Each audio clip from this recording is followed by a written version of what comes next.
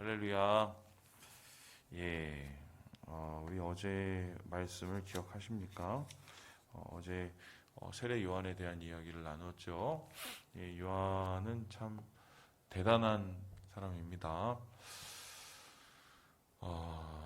불법과 분리가 횡행하던 그 시대에 하나님의 공의와 회개를 외치던 사람이었고, 이러한 지극히 큰 자가 자기가 높임을 받을 것을 여기지 않고 오히려 예수님을 위해서 주의 길을 예비하고 자기는 쇠하여지는 말 그대로 선지자의 역할을 충실히 담당한 사람이었습니다. 이렇게 세례 요한이 주님의 길을 예비하고 준비하였을 때 예수님께서는 광야에 세례 요한의 세례를 받으러 가십니다. 그곳 속에서 세례 요한과 조우하시고, 그리고 그 세례를 받으셨을 때 하늘이 열리고, 그리고 하늘로부터 성령이 내려오며, 그리고 하나님의 아버지의 음성이 들려서 새로운 공생애의 길이 열리기 시작하게 되죠. 공생애란 모두를 위해서 사시는 삶을 뜻합니다. 모두를 위해서 산다는 것은 예수님께서 사역을 하신다는 말이죠. 특별히 예수님께서는 이 세 가지의 사역을 하셨습니다. 가르치시고 고치시고 전파하시는 사역. 가르치신다는 것은 하나님 나라의 복음을 가르치시고, 고치신다는 것은 이 세상 가운데 있는 가난한 영혼, 그리고 상처받은 영혼을 치유하시는 것을 뜻하시고, 그리고 전파하신다는 것은 천국 복음을 전파하셔서 이 땅 가운데 하나님 나라가 임하도록 하시는 것이 바로 예수님의 사명이었습니다. 그런데 흥미로운 것은 이렇게 예수님께서 적극적으로 공생애를 시작하시기 전에 그 모든 사역의 시작점이 바로 어디였느냐? 오늘 우리가 함께 보고 있는 광야였다는 것입니다. 그렇다면 예수님께서 광야로 가셔서 이 사역을 준비하시고 시작하게 되시는 건데요. 그렇다면 예수님의 광야행은 도대체 무엇을 위함이었을까? 오늘 말씀이 이렇게 얘기하고 있습니다. 우리 같이 1절의 말씀을 읽어봅니다. 시작. 그때 예수께서 성령에게 이끌려 마귀에게 시험을 받으러 광야로 가사. 그러니까 예수님께서 사역을 무엇으로 시작하셨느냐? 시험으로 시작하셨습니다. 광야에는 시험 받으러 가신 겁니다. 이상하지 않습니까? 사역을 시작하려면은 사람들을 많이 모아놓고 자기가 왜 왔는지, 그리고 자기가 어떤 능력이 있는지, 그리고 자기를 통해서 어떤 일이 일어나는지를 광고를 해야죠. 그런데 광고를 하기는커녕 예수님은 반대로 시험을 받으셨습니다. 그것도 예수님의 사역을 계속적으로 방해하고 힘들게 했던, 심지어 십자가에 못 박는 일에 가장 큰 역할을 하였던 사탄으로부터 시험을 받으셨습니다. 그렇다면 질문을 해봅니다. 왜 하필 시험이 예수님의 사역의 시작이었을까? 여기서 말하는 시험이라는 것은 유혹을 뜻합니다. 그래서 예수님께서는 일부러 유혹을 받으시기 위해서 광야로 가셨다는 건데요. 자, 이것은 앞에서 제가 말씀드린 예수님께서 사역하신 그 사역과 깊은 관련이 있습니다. 예수님의 사역은 무엇입니까? 가르치시고 고치시고 전파하시고. 무엇을 가르치시나요? 하나님 나라. 무엇을 치유하십니까? 무엇을 위해서? 하나님 나라를 위해서. 무엇을 전파하십니까? 하나님 나라의 복음. 그러니까 예수님께서 이 땅 가운데 오셔서 하신 일이 뭐냐면 하나님 나라가 이곳에 임하게 하신 겁니다.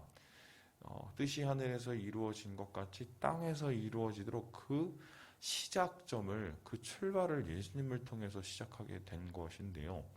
그러면 예수님의 사역은 한마디로 표현을 하면 하나님 나라가 임하게 하는 거예요. 자, 그러면 질문을 해보겠습니다. 예수님께서 이 땅 가운데 오셔서 하나님 나라가 임하게 사역을 하실 때 이 땅은 그러면 하나님 나라가 아니었다는 소리잖아요. 하나님 나라가 아니었으니까 예수님이 하나님 나라 임하게 하는 거 아닙니까? 그렇죠? 그럼 이 땅은 누구 나라였습니까? 어떤 나라였어요? 우리 권사님 어떤 나라였어요, 방고사님? 예? 지금 누구 나라입니까? 문 씨의 나라입니까? 박 씨에서 문 씨의 나라로 변했습니까? 뭐 궁극적으로 이 땅에 있는 모든 나라는 누구의 나라입니까? 죄의 나라? 사탄의 나라죠. 왜 사탄의 나라입니까? 사탄이 통치하는 나라, 마귀가 통치하는 나라입니까? 마귀가 통치한다는 것은, 이 세상을 소유한다는 것은 즉 사람을 구속한다는 거예요. 사람을 소유한다는 거예요. 그러면 마귀가 이 세상의 사람을 소유해서 자기의 백성을 삼았기 때문에 마귀의 나라는 거죠. 자, 그러면 마귀가 이 세상의 사람을 소유하는 방법이 뭐였을까요? 자기 백성을 삼는 방법이 무엇이었을까요? 그냥 이 세상의 사람들이 굽신굽신거리고 마귀한테 가고 아유 나 이 나라 들어가게 해주세요 이러진 않았을 거 아니에요? 마귀가 사람들을 구속하는 방식이 무엇이었습니까? 자기 백성 받는 사람은 뭐예요? 죄죠. 죄와 죄악을 통해서요. 자, 그렇다면 특별히 이 죄 중에 인간의 있는 내면을 자극해서 인간을 얽어맨다는 건데요. 바로 이렇게 얽어매는 이 마귀의 무기, 이 땅을 자기의 나라로 삼기 위해서 사람들을 얽어매는 마귀의 무기가 뭐냐? 오늘 예수님께서 받으셨던 시험과 깊은 관계가 있습니다. 그러니까 예수님이 세 가지 시험을 당하잖아요. 그 세 가지 시험은 어떤 의미냐면 그 세 가지 시험이 결국 사람을 옭아매는 것들이에요. 그래서 사탄의 마귀의 백성이 되도록 만드는 유혹들입니다. 자, 그렇다면 사탄은 예수님이 당하였던 이 시험을 우리가 돌이켜보면 사탄은 왜 어떻게 우리를 지금 옭아매고 있느냐, 이것을 우리가 말씀 속에서 역추적하게 되죠. 자, 그러면은 첫 번째 사탄이 우리를 옭아매는 방법을 찾아보겠습니다. 우리 함께 3절의 말씀을 같이 한번 읽어보도록 합니다. 시작. 시험하는 자가 예수께 나와서 이르되 내가 만일 하나님의 아들이거든 명화의 일 돌들도 떡덩이가 되게 하라. 첫 번째 사탄이 사람을 옭아매는 방법, 자기의 백성이 되게 하는 방법, 뭐 말이 백성이지만 그 쫄다구죠, 노예죠. 노예로 만드는 방법이 뭐냐? 바로 의식주, 먹고 사는 문제예요. 목사님 무슨 소리입니까? 먹고 살아야 뭘 해먹죠. 맞죠? 예, 먹고 사는 것은 필요한 겁니다. 먹고 사는 것은 우리에게 굉장히 중요한 겁니다. 그러니까 사탄이 이걸 가지고 장난을 합니다. 어떻게 해요? 더 먹고 더 잘 입고 더 좋은 데 살기 위해서 우리의 마음을 계속적으로 궁핍하게 만들고 거지가 되게 만들죠. 지금 오늘 예수님 앞에서 사탄이 와서 물었어요. 지금 금식해갖고 배고프잖아. 근데 이 광야에 무슨 먹을 게 있겠어? 여기 돌이 많잖아. 이 돌을 가지고 빵을 만들면 허기가 채워지겠네? 그거 능력이 있잖아. 한번 해봐. 이렇게 얘기한다는 건 물론 예수님은 돌을 가지고 떡을 만들지 못하겠어요? 만드시겠죠. 근데 왜 하필 예수님 앞에 나와서 사탄이 이 얘기부터 하고 있을까? 이런 거와 똑같은 거예요. 배고프면 뭐 까마귀도 날라와서 그 떡을 갖다 줍니다. 그렇죠? 뭐 선지자들 다 그랬죠. 근데 지금은 하나님이 원하시고 하나님이 허락하신 금식의 기간이에요. 그러니까 이 기간을 통해서 정결케 하고 사역을 준비하는 기간이란 말입니다. 지금 그래서 하나님 앞에 드리는 기간이에요. 그런데 그 기간에 자기의 의식주에 대한 욕구를 내려놓지 못하고 하나님보다 우선해 놓고 그것을 위해서 돌로 떡을 만든다면 이때까지 하나님 앞에 올려드렸던 사역을 위한 준비들이 다 수포로 돌아가 버리는 거예요. 이와 같은 사탄의 유혹이 아직도 계속되고 있는데 이런 겁니다. 먹고 사는 문제가 중요하지만 먹고 사는 문제보다 더 중요한 것은 살고 죽는 문제입니다. 제 말이 틀렸어요? 맞았어요? 맞죠? 살고 죽는 문제보다 더 중요한 건 뭐냐면 영혼이 살고 죽는 문제예요. 우리는 당장 영혼이 없는 것 같아서 영혼이 잘 안 보이는 것 같아서 목숨은 붙어 있는 것 같아서 먹고 사는 문제가 더 커 보이고 좀 더 잘 먹고 좀 더 좋은 데 사는 것이 중요하다고 생각을 하지만 결론적으로 그 먹고 사는 문제를 해결을 못하고 내려놓지 못하고 하나님 우선에 두다가 영혼이 엉망진창이 돼버리는 사람들이 허다합니다. 대표적인 경우가 누굽니까? 이스라엘 백성이죠. 여러분, 이스라엘 백성이 하나님께서 광야에서 굶기려고 광야를 보냈나요? 광야에 보내셨을 때는 하나님의 의도가 있었단 말이에요. 무슨 소리입니까? 하나님이 돈이 없어요, 빵이 없어요, 뭐 물이 없어요. 광야에도 반석을 내시고 만나를 주시는 분인데, 그리고 궁극적으로 이스라엘 백성에게 하나님이 인도하시는 건 적과 꿀이 흐르는 가나안이란 말이에요.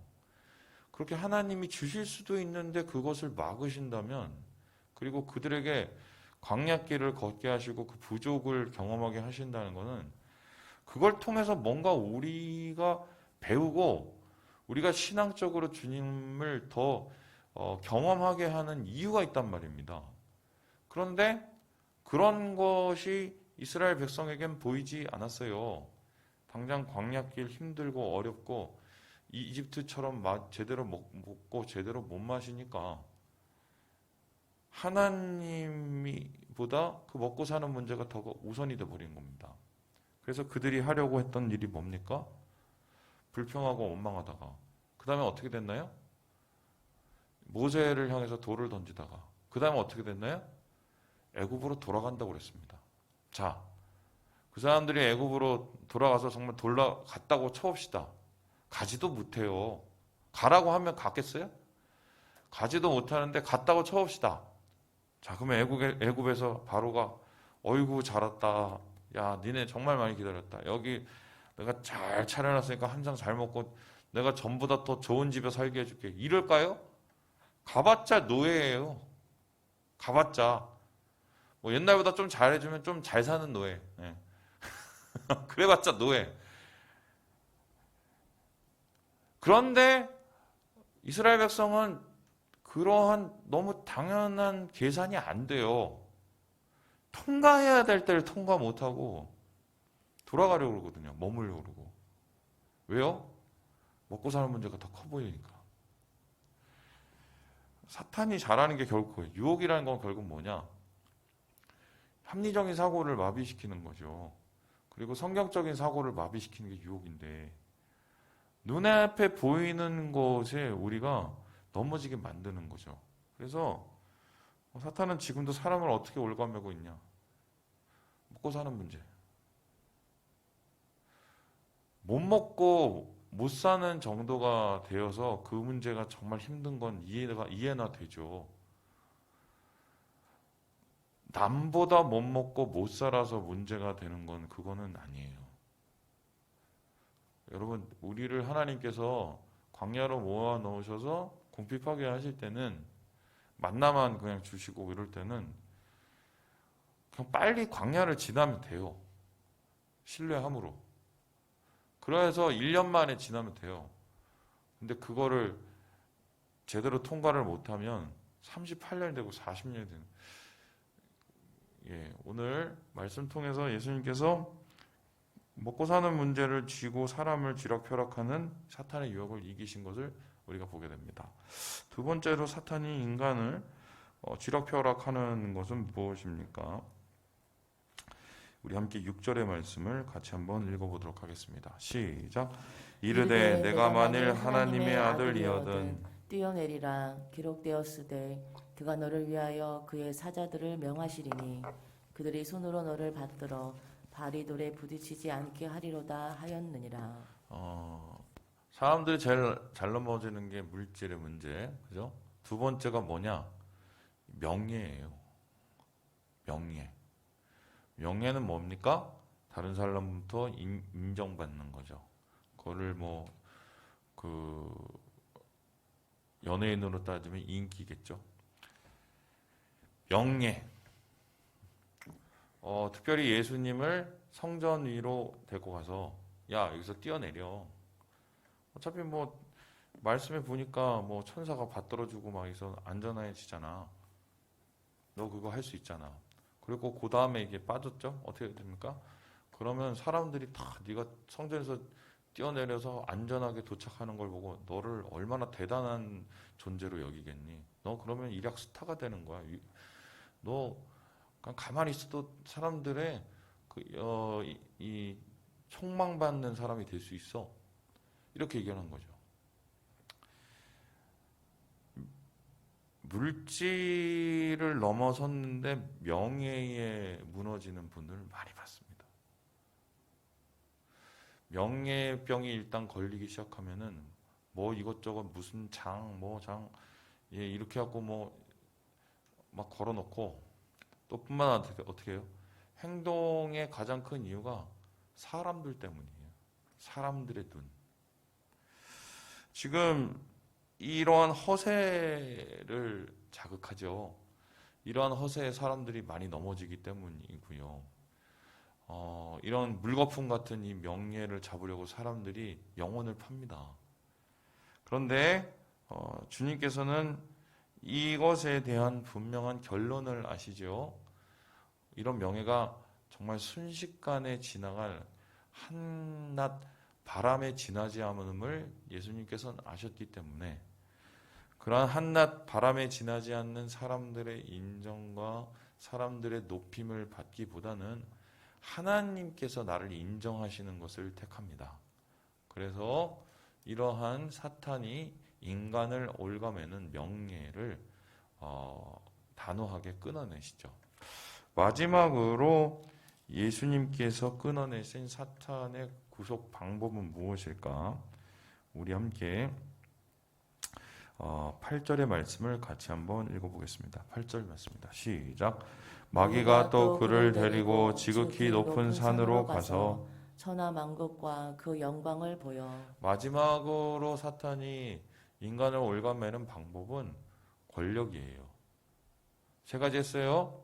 물질, 의식주 문제. 두 번째 명예, 사람들의 인정. 예. 세 번째 권력. 대통령병. 예, 이거는 불치병이죠. 저는 진짜 이해가 안 되는 게, 또 이 얘기하고 또 나중에 또 어디서 욕을 먹으려나? 아니, 목사가 되는 건, 안수받는다는 건, 그러니까 최소한 세상이 추구하는 것을 내려놓겠다고 하는 거 아니에요. 그렇죠? 그리고 물론 우리가 다 왕같은 제사장이지만 전적으로 하나님 앞에 쓰임받겠다고 나서는 사람들이 바로 목회자들이거든요. 근데 그런 목회자들이 왜 그렇게 노회나 총회에 가서 그 자리 싸움 하는지 나 진짜 이해가 안 돼요. 무슨 무슨 장되고 제가 지금 저 교육부 교육면접인가 거기서 회계를 맡고 있는데요. 어우 괜히 그 노예 봄노예 안 가면 안 되니까 갔다가 가만히 앉았다가 됐어요. 근데 너무 괴로워 죽겠어요. 나 이제 이런 거 좀 안 시켰으면 좋겠어요. 근데 그 지금 저희 노예가 지금 둘로 쪼개졌잖아요. 노예가 둘로 쪼개진 이유도 결과적으로 보면 그 자리 싸움하다 그런 거예요. 아니 목회자가 그러면 어떻게 해요, 목회자가. 근데 지금 세상은 더 심하죠. 권력을 갖고 지위를 완성시키기 위해서 얼마나 정말 이 뭐가 되도록 뜁니까? 예. 그리고 여기서 권력을 잡으면 반대파로 완전히 숙청시키고 밟아버리고 반대로 또 반대파가 되면 자기 괴롭혔던 사람 이게 역사적으로 계속 우리나라에서 반복되고 있는데 뭐 하는 건지 모르겠어요. 뭐 하는 건지. 근데 결론적으로 그렇게 사람들이 권력을 위해서 달려가고 권력에 도취되어 있었을 때 뒤에서 웃는 거는 마귀 새끼예요. 마귀 새끼. 교회도 그렇거든요. 교회 안에서도 아니 이 작은 공동체 안에 위가 어디 있고 아래가 어디 있어요. 뭐 큰 교회는 뭐 어때요? 똑같죠? 근데 꼭 뭔가 쥐락펴락하고 이거를 뭔가 자기의 뜻대로 뭘 안 하면 이게 안 되는 마음이 우리 가운데 있어요. 이건 좋은 거 아니에요. 물론 좋은 의도에서 그러는 건 이해가 돼요. 그런데 마치 이것을 자기의 소유 삼고 자기의 것으로 여러분 이거는 마귀가 좋아하는 짓이요. 마귀가 좋아하는 짓. 예수님이 조금만 더 할게요. 이 세상에 오셔서 최종적으로 이 권력에 대한 것들을 완전히 해결하시기 위해서 하신 게 뭡니까? 받아야 될 대우를 안 받고 받지 말아야 될 대우를 받은 거예요. 받지 말아야 될 대우가 뭡니까? 보호자가 아니라 십자가를 택했거든요. 이게 되게 중요한 거예요. 예수님은 낮아지셨다고요. 그런데 우리는 교회에서 체면이나 찾으려고 하고 자기 힘이나 과시하려고 하고 뭐 저부터 이거는 하나님 원하시는 게 아니에요. 사탄이 우리를 계속적으로 올가매는 방법이고요. 제가 말은 안 하겠는데 제 주위에 어떤 교회가 있어요. 우리 동네는 아니에요. 장로님들하고 목사님이 지금 뭐 죽자고 싸워갖고 장로파에서는 목사파를 마음에 안 들어서 쫓아내려고 하고 목사파는 장로파를 축출해서 자기가 다 차지하려고 하고 이게 무슨 국회예요, 교회예요? 이 짓거리를 지금 코로나로 인해서 이렇게 어려운데 그 공동체가 하고 앉았어요. 이 사탄 노름이에요. 좀 오버했어요. 죄송해요. 결론적으로 사탄이 이것 때문에 우리를 쥐고 흔들어서 지의 소유 삼고 자기 백성 소유 삼고 사탄 나라를 만든 거예요. 이 세상을. 여기에 대해서 예수님이 시험을 받으셨습니다. 그런데 이것을 이기셨습니다. 어떻게 이기셨나요? 우리 함께 4절 읽고 마치도록 하겠습니다. 4절입니다. 시작. 예수께서 대답하여 이르시되 기록되었으되 사람이 떡으로만 살 것이 아니요 하나님의 입으로부터 나오는 모든 말씀으로 살 것이라 하였느니라 하시니. 말씀으로 이겨내셨어요. 말씀으로. 인생도 마찬가지입니다. 자꾸 사람들의 인정에 넘어가고 먹는 문제, 사는 문제 넘어가고 권력의 문제 넘어가는 그 이유가 뭐냐면요. 말씀이 자꾸 떠나기 때문이에요. 말씀을 떠나면 어떻게 되느냐? 사람의 말만 들려요. 사람의 말만 들리면 사람의 말 뒤에 있는 사탄의 말에 홀려요. 제가 이런 표현 잘 안 쓰죠? 근데 이거 되게 중요하니까 말씀드리는 거예요, 여러분. 그 배후에 있는 것이 뭔지를 잘 보아야 돼요. 우리의 영혼을 자극하는 그 배후에 있는 게 뭔지를 보세요. 그 사람의 말에. 그런데 예수님은 사람의 말이 아니라 하나님의 말씀에 서서 이 모든 유혹을 이겨내십니다. 우리도 마찬가지예요. 우리를 계속해서 공격하고 넘어뜨리고 우리를 좌절케 하는 말씀을 붙잡아야 서요. 말씀을 붙잡아야 이겨요. 말씀을 붙잡는다는 건 어떤 의미냐? 제가 아주 구체적으로 설명을 해드릴게요. 어떤 상황이 왔을 때 하나님이 이 상황에 대해서 어떻게 생각하시고 말씀하셨는지를 생각하는 거예요. 말씀을 많이 묵상하니 알잖아요, 우리가. 쉽게 설명하면 예수님이라면 지금 어떻게 하셨을까? 그거예요. 하나님이라면 지금 이걸 뭐라고 얘기하실까? 그거를 생각함으로 하나님의 생각으로 이겨내는 거예요. 그게 말씀으로 이겨내는 거예요. 결과적으로 예수님은 이런 사탄의 유혹을 말씀으로 이겨내셨고 이 승리가 결론적으로 예수님의 사역 끝까지 이어지는 거예요. 어떻게 해요? 십자가의 승리. 말씀에 순종하여 십자가를 지셨을 때 세상의 죽음을 이기고 부활 승리로 모든 것을 완성하신 말씀으로 이기신 거예요. 말씀으로. 마칩니다. 우리 성도 여러분 승리합시다. 이깁시다. 하실 수 있어요? 네. 잘 안 되면 또 하면 돼요. 네. 또 이기면 돼요. 주님 안에서 이러한 승리를 거두심으로 사랑하는 우리 모든 형제들 기쁨 누리시길 바랍니다.